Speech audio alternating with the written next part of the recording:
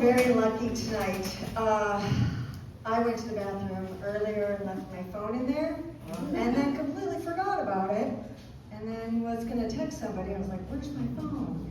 I went back in the bathroom, and it was still there. It's starting off good. I do feel very lucky. I feel very lucky that I'm part of Story Night. I'm lucky I met Stephen. I'm lucky I met Kim. I'm lucky I have my friends here. But I really feel very, very, very, very lucky for my mother. I am number 5 out of 6 children, and I was the only planned birth.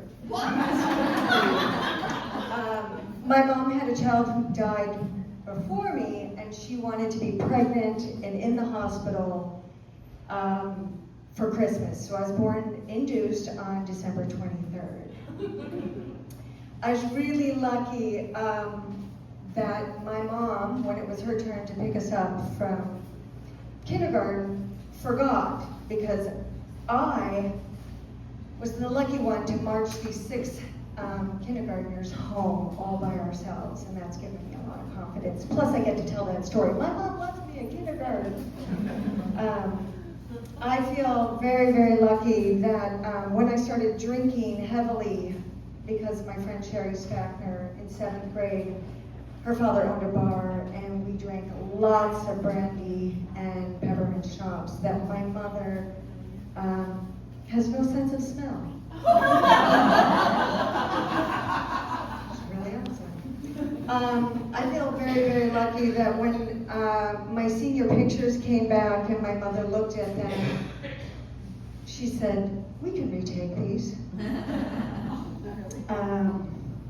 Yeah, and then I got a perm, and I wore a shirt that was like off the shoulder, and I look back at my mother's high school pictures, I look exactly like her. Curly hair, shirt, same.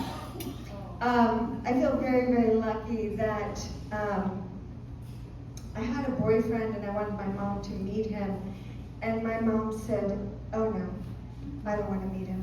And I said, why not? And she said, he's not into you. He's not going to be around for long. And he wasn't.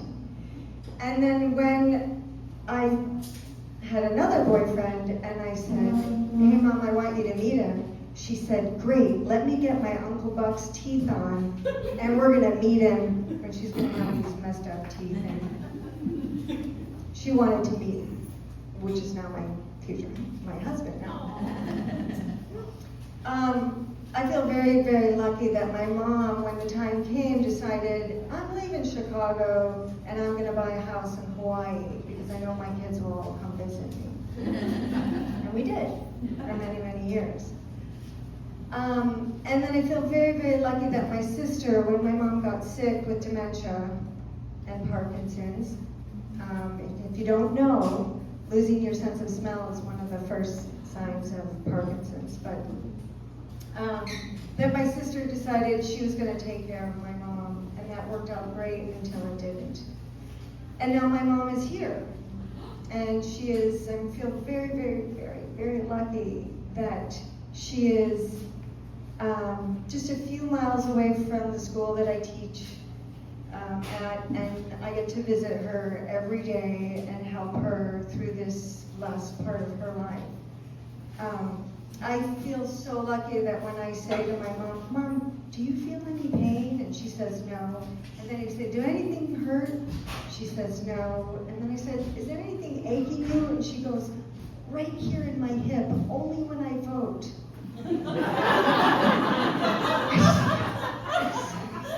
I feel so lucky that when I show up there, people say, oh, your mom's all business today. She's got the union involved. And she's asking people to fill out surveys, which are actually placemats.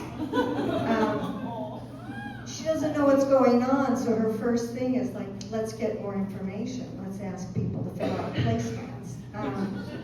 I feel very lucky that when we're playing ball with the pool noodles and the balloons, my mom grabs the ball and says, here's your 3 options. Trying to teach everybody something. I feel really, really lucky that when I see her when I walk in. She's trying to gather everybody for the lecture on how to be nice to each other. It's really great. So, I do just, in general, feel just really lucky to have the most wonderful